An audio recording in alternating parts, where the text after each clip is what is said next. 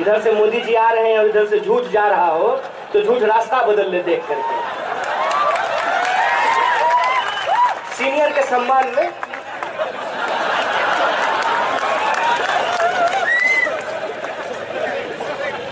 मैं आपको ये बता रहा हूं कि चुनाव आयोग को लेकर के, ईवीएम को लेकर के कितने सवाल पैदा हुए हैं। और अभी जब इन 5 राज्यों का चुनाव होने वाला था तो चुनाव आयोग ने प्रेस कॉन्फ्रेंस बुलाया था। भूल गया था बेचारा कि मोदी जी की सभा होने वाली है। उनकी सभा 1 बजे थी, चुनाव आयोग प्रेस कॉन्फ्रेंस 11:30 बजे बुला लिया। फिर जो है गर्मी में चुनाव आयोग को सर्दी लगने लगी, कांपने लगा चुनाव आयोग और बोला कि प्रेस कॉन्फ्रेंस कैंसिल नहीं होगा। क्यों नहीं होगा? क्योंकि जब तक प्रधानमंत्री की जुमलेबाजी नहीं हो जाएगी तब तक चुनाव के डेट्स की घोषणा कैसे होगी। और वही हुआ, प्रेस कॉन्फ्रेंस कैंसिल कर दिया गया और जब मोदी जी की सभा राजस्थान में हो गई तब चुनाव के डेट्स घोषित किए गए।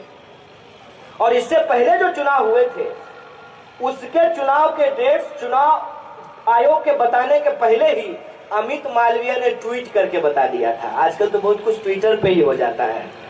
मोदी जी अक्सर कहते हैं ना, अच्छे दिन, अब की बार फिर से भाजपा सरकार, ये सब ट्विटर पे ही हो रहा है। ये कैसे संभव है कि एक स्वायत्त शासी संस्था सरकार के दबाव में इस तरीके से काम कर रही है। और जहां तक ईवीएम का सवाल है, मैं आपको बता देता हूं और डेटा के साथ बता रहा हूं। मैं अपने पत्रकार बंधुओं से आग्रह करूंगा कि इसको चेक कर लें। स्ट्रॉन्ग रूम में, स्ट्रॉन्ग रूम कहने का मतलब ये है, ये नहीं कि मोदी जी वहां रखे हुए हैं स्ट्रॉन्ग प्रधानमंत्री, ऐसा नहीं है। स्ट्रॉन्ग रूम का मतलब ये होता है कि जो सारे ईवीएम अलग अलग बूथ से मतदान के बाद कलेक्ट होते हैं तो सुरक्षित जहां पे रखा जाता है उसको स्ट्रॉन्ग रूम कहा जाता है।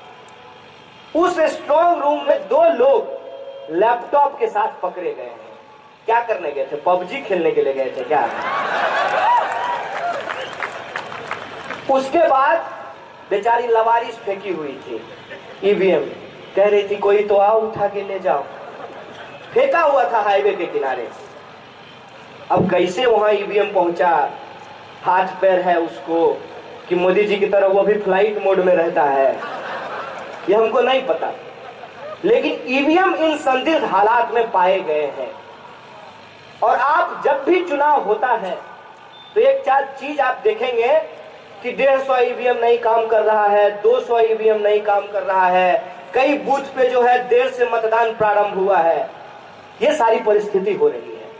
मतलब चुनाव आयोग निष्पक्ष तरीके से और ईवीएम अपने मन से काम नहीं कर रहा है। कुछ लोग कहते हैं कि ईवीएम हैक हो सकता है कि नहीं हो सकता है। हम बोले देखो हमको तो नहीं करने आता है, अमित शाह से पूछ लो, हमको नहीं मालूम है कि हैक हो सकता है कि नहीं हो सकता है। और जब प्रधानमंत्री बन के आए थे तो उनका एक झूठ और उनका एक सूट बहुत मशहूर हुआ था।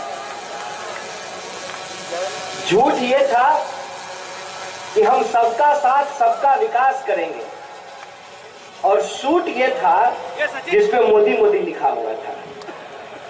और कहते हैं इनके जो समर्थक हैं कि मोदी जी ने दुनिया में भारत का नाम रोशन किया है।